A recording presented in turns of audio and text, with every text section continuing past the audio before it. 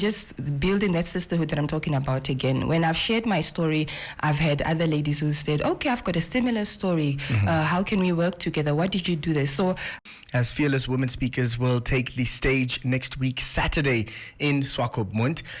The much anticipated event is poised to ignite and foster transformative change. Now, joining me in studio is Mutindi Lydia Jacobs, who is one of this year's speakers. Mutindi is a lawyer by profession, having specialized in the law of the sea and ocean governance, and she is a chief legal officer from 8 a.m. to 5 p.m. at the Directorate for Law Reform under the Ministry of Justice, the quintessential multi-talented. We're going to throw that in there. Mutindi is also an entrepreneur who founded her first business, Karibu Events, at the age of 21. It is my absolute pleasure to welcome her to 99 FM. Hello. Thank you. Thank you so much for having me. How are you this afternoon? I am thrown off by the weather. I'm sure many people are. Right. But I'm very well. It's a nice little break from the heat. Yes, indeed. We've been getting. On your side, how are you? I'm well, thanks. Thank you for asking. Yeah. I'm fabulous. Having a good day. Awesome. Yes. Let's dive into this event that we're all looking forward to. What motivated you to become a speaker here? So, interesting story. I was actually nominated by a very good friend and a couple of followers on my Instagram page. But beginning of this year, I sat down, as I normally do, to draw up my vision board. So I did my vision board. I had all the things that I wanted to attract for this year, manifest for this year. And I had a little corner on the left side that was empty. And I was struggling with, okay, I've got everything on here that I need. I don't need anything else. And I don't know, something inspired me or moved me to go onto the net and to download a TED Talk picture. Like I said, I had my entire vision board was done. It was just one last minute thing. It was basically a space filler. So I took that TED Talk thing and I put it there in the little corner. And I'm sure it fit perfectly. It fit perfectly. And I remember a couple of years ago, I think 2013, so 10 years ago, I went out and I bought the book called TED Talk. Okay. Talk like TED, actually. And I've not read that book until now because I'm busy practicing for my talk. Yeah. But I remember when I bought it, I just bought it with a view that it would be nice one day to gain the confidence, to have enough confidence in my speaking abilities to do a TED Talk. And it's been on the bookshelf since then. So it's definitely an alignment of something that I put out years ago. It's definitely an alignment of the energy that I put out beginning of this year, unknowingly that I was going to be doing a TED Talk. So it's really been quite amazing to me. And the nomination from a friend, the nomination from the people on Instagram was just that validation that I needed. And here we are. Full circle moments. Yes, indeed. I'm here for all of them. On the night, how do you hope that your TED Talk will influence and impact not just the audience and society at large, but more specifically women in attendance? So the speakers before me, Stacey, Robin, have been talking about sharing our stories and the importance of that. So I primarily want to make sure I get my story across.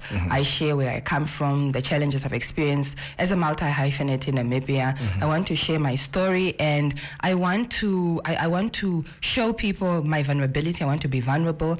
I want to share the struggles I've gone through, the questions that have kept me up at night, and hopefully in doing so, I can give others, especially business women, the opportunity to ask those questions to themselves as well, and to also just know that they are not alone. There's something about the humans, there's something that happens to the human spirit when you are validated in your experience as a human being, when you know that I'm not the only one who's going through this, I'm not the only one who struggles with this. She struggles with this too, and she's managed to overcome it. So there's something powerful in sharing our stories, in taking ownership and being vulnerable, and in doing so we give others the permission to do so too. So I really just want to inspire, even if it's just one person, to know that if I could do it, they could do it too. My talk is going to be centered on collaboration over competition, and it's an experiment we've been doing since 2019, and I'm just excited to show business women that it's possible, and that that your world opens up when you stop competing with other women, that it opens up, and in the sisterhood that it creates when we do collaboration is something to behold, and it's something that we can all attain if we just be intentional about it. What sparked that movement, collaboration over competition, if I may? Yes, just two ladies who came together, who are confident in their abilities, who decided to harness the power of collaboration. It's very exhausting competing with someone. It's very exhausting. That negative energy you constantly need to inhabit, to be looking at what they're doing and making sure that you're doing, one step forward. So when Shiwa the baker and I decided to get together to do this, I think just naturally our personalities were inclined towards collaborating. Our personalities are inclined towards sharing positivity. And it's been a movement that we started in 2019, and how many years later we're still going strong. Our collaboration over Valentine's Day specifically is still one of the most anticipated business collaborations in the country, and you guys have done interviews with us and all that. You've shown us a lot of love. So it's just to share that story and to inspire other people to do the same. Even in businesses that are exactly the same, there's still a place to collaborate. You mentioned stories there, and I just want to go back to that. How important has storytelling been for you and your journey? Because, I mean, every story is different, and everyone has, their own texture and fabric. However, we aren't in isolation, so there's relatability. How have stories impacted your journey? Stories have impacted my journey in that they've allowed me to grow.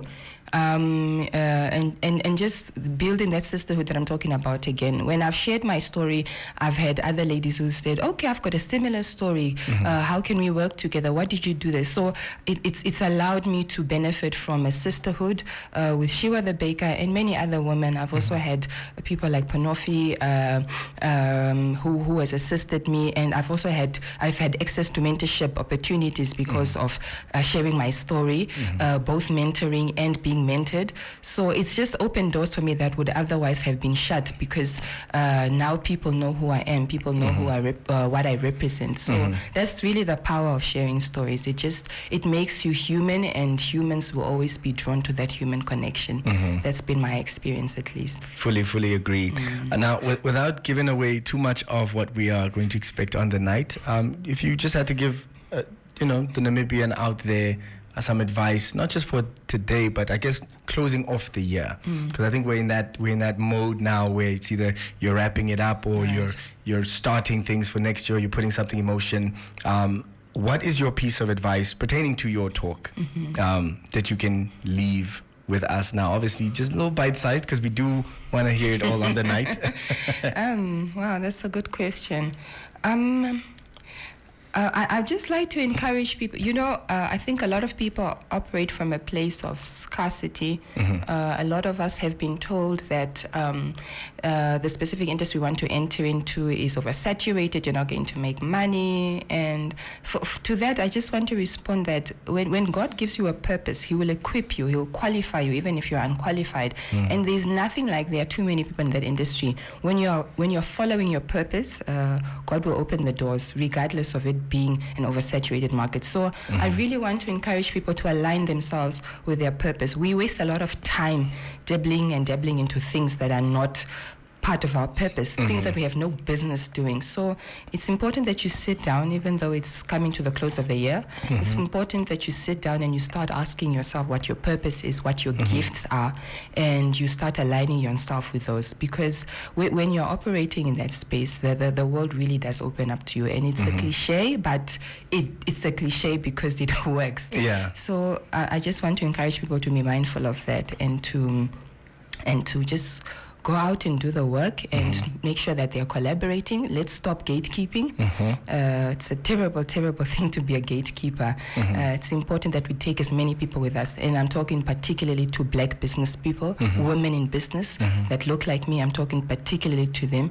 Let's stop the fighting. Let's stop the, let's work together. We are more powerful when we work together, when we hold hands. And the sisterhood is something that I always advocate for. So I'm just really encouraged by that, and I really hope that other ladies who look like me in business will follow suit.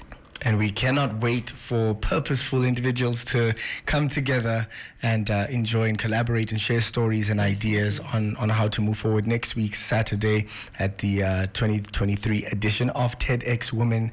Mutindi, thank you so much for joining us. You're most welcome. Thank you for having me. And we hope you enjoy the rest of the day, and we can't wait for the talk next weekend. Looking forward to it. Let's bring it back home in terms of people that are moving in purpose and people that have, decided to, take up space and do what they're doing. Here is Lioness with Wish You Were Here.